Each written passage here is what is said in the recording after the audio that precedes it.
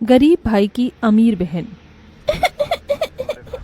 भैया दीदी माँ को आग में से निकालो, उन्हें वही वही हो रही होगी। महेश की आंखों के सामने धू धू करके उसकी माँ की चिता जल रही है। अपनी माँ की जलती चिता को देखकर महेश का मन चीख चीख कर रोने को कर रहा है, मगर अपने तीनों बहनों की सूरत देखकर वो शांत खड़ा है। तभी रामू दुख जताते हुए कहता है, अरे बाप तो पहले ही दारू पीकर स्वर्ग सिधार गया, आज माँ भी मर गई। जाने बेचारा गरीब बच्चा अब अपनी 3 बहनों का बोझ कैसे उठाएगा। मुझे तो इसकी हालत देखकर बड़ा दुख लग रहा है, पता नहीं क्या खिलाएगा इन्हें। अरे भीख मांगने के सिवा छोड़कर और क्या करेगा, अब इतने छोटे बच्चे को कोई काम भी नहीं देगा। लोगों की तरह तरह की बातें सुनकर और माँ की मौत का दुख झेलकर 12 साल के महेश का मन किसी काठ सा मजबूत हो गया था।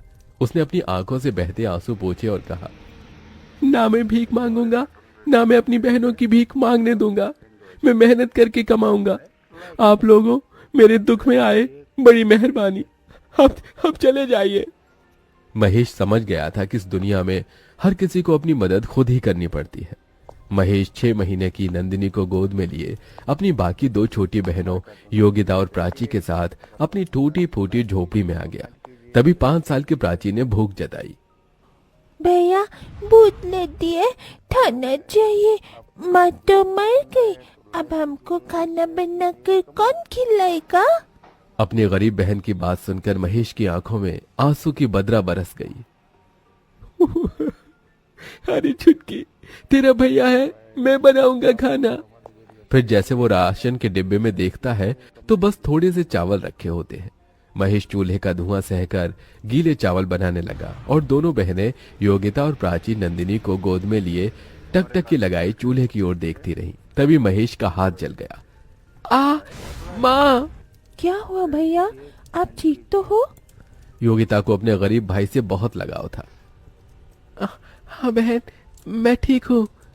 थोड़े से चावल में उसने बहनों को खिलाया और खुद भूखे सो गया, मगर मारी चिंता के उस गरीब भाई को नींद भी कहाँ आई। आज थोड़े चावल थे तो दिन कट गया, मगर मुझे काम ढूंढना होगा।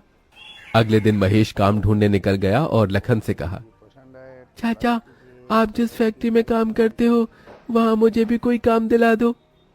अरे ना बाबा ना, तुझे काम दिलाकर मुझे जेल में चक्की नहीं पीसनी, जा भाग यहाँ से। महेश निराश होकर दिन भर तपती धूप में भटकता रहा। उसके पैरों में एक चप्पल भी नहीं थी, शरीर पर एक मैला कुचैला जगह जगह से फटा हुआ एक शर्ट। तभी वो लच्छू दास के ढाबे पर आया। मोटा ताजा शरीर और निकला हुआ पेट लिए वो कुर्सी पर पसरा था। अरे जल्दी से ये प्लेट धो, ग्राहक खाने के लिए खड़े हैं। अरे ओ पप्पू, कहाँ गया तू? तभी महेश तवाक से बोला, सेठ जी, मैं सारी प्लेट धो दूंगा, काम की बहुत जरूरत है मुझे, दया करके काम दे दीजिए। इस दुनिया में एक गरीब का फायदा हर कोई उठाता है। लच्छू ने भी महेश की मजबूरी देखकर कहा, देख बच्चे, तुझे दिन भर प्लेट धोना होगा और उसके बदले मैं तुझे 50 रुपए ही दूंगा। अरे आप जो देंगे मुझे मंजूर है। 50 रुपए कमाने के लिए अब दिन भर गरीब महेश ढाबे के गंदे झूठे प्लेट धोता ताकि अपनी बहनों को भरपेट खिला सके। अपनी बहनों को पढ़ाने के लिए मुझे और मेहनत करनी होगी, 50 रुपए में तो पेट भी नहीं चलता।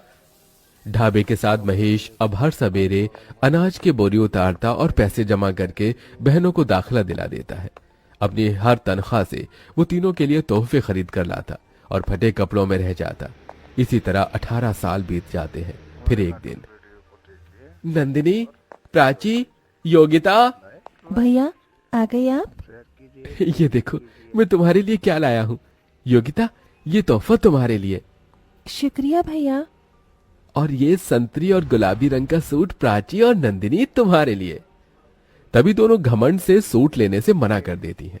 भैया हमें नहीं चाहिए ये गरीबों की 2 कौड़ी का सूट। पर प्राची, भैया हमारे लिए कितने प्यार से लाए हैं।